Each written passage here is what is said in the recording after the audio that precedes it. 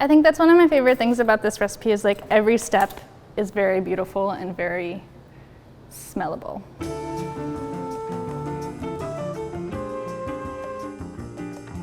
Hi, I'm Slagle. I develop recipes and write about them, and today we are going to make a ginger-dill salmon, which when I was developing it, I called it the salmon to get your groove back, or the salmon to make the clouds go away. It is that magical, it can do all of that for you.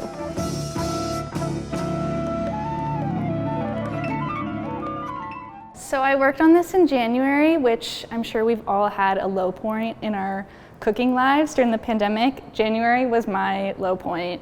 I was sick of cooking. I didn't understand why I had to eat every day. And luckily the idea of like ginger and dill was very captivating to me. There was something kind of alive and awake about it in a way that I personally did not feel myself. So I wanted to eat that combination. Salmon seemed like a nice foil to ginger and dill just because it's rich and buttery.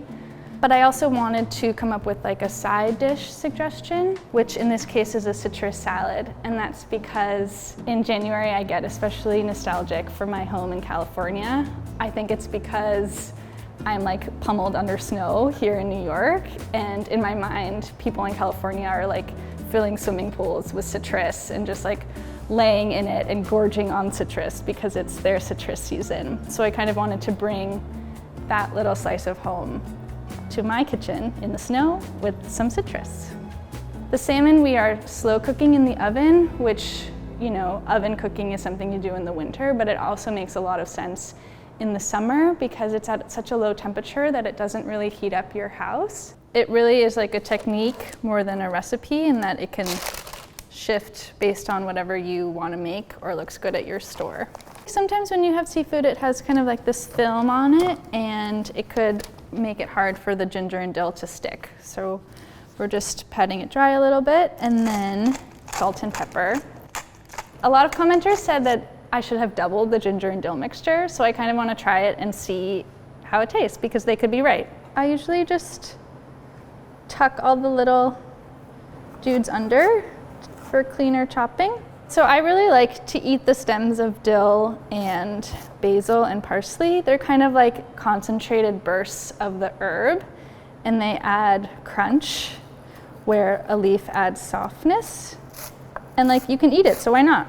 I recently learned that I don't know what finely chopping means. For me, finely chopping is like chop until you can't stand it anymore and you did a fine job. So I'm gonna call that finely chopped. I don't know what's finely chopped. A microplane is a really useful tool for grating cheese and citrus zest, and also like making quick work of stuff like ginger, jalapeno, and garlic. But it is a bunch of blades, so it does dull, so you need to replace your microplane.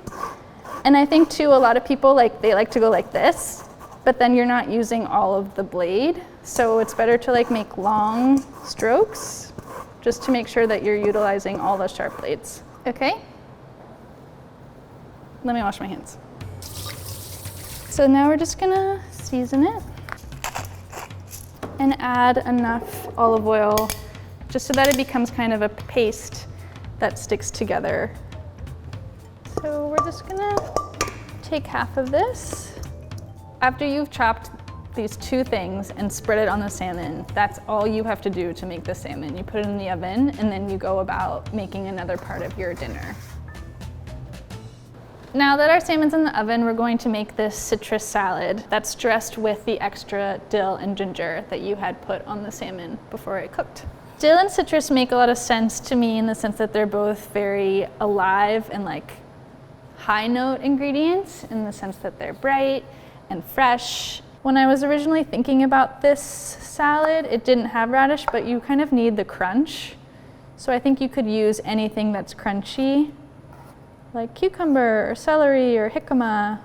I like to cut radishes for this salad into kind of like these thin wedges. I think sometimes when you thinly slice radishes, they sog and they're no longer crunchy in the way that I want them to be. In the recipe, I think I call for a grapefruit and an orange. The idea really is that you want like a mix of sweet and tart citrus. So we're just gonna do a smattering here. we're not measuring this salad. We're just gonna go for it. For me, when I think about like measuring versus not measuring, when I'm not measuring, it means I'm not working and I'm like enjoying myself. And when I'm measuring, it's like I'm working. You know, when I have my notebook there and I'm using numbers, like then I'm working. So for me, off script is like how I learned how to cook and why I love it. So we're cutting these into half moons. If you want to be a supremer and, you know, supreme these citrus, you can do that. Should we do it? Okay, we're gonna supreme just to show how to do it and why it's hard and why I choose usually not to do it. To supreme, you go on one side of the membrane and the other side of the membrane, and you slip out the piece like that.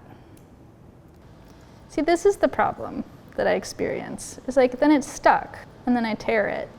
And then what did I just do? Okay, we're gonna half moon the rest of this. I did get this Tangelo because I had to.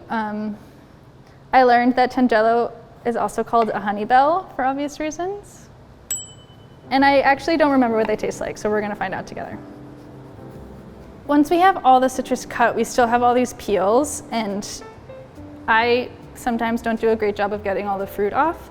So then I just go in and actually squeeze all the juice from the peels into the salad. And this kind of creates the dressing. I also like to use the juice from the peels in the salad because once you add avocado, you know avocado can brown really quickly, but the acid from the citrus juice will keep it from browning quite so fast. It's a lot of dill going on. It's okay. I did bring a meat thermometer because I do think that's actually the best way. Because it's being cooked at such a low temperature, the color doesn't change super drastically on the fish. And you can tell that the herbs still stayed green. The thing about this dish is like all the ingredients know each other and they're friends. This isn't like cafeteria food where you want everything segmented. Like everything is supposed to taste good together.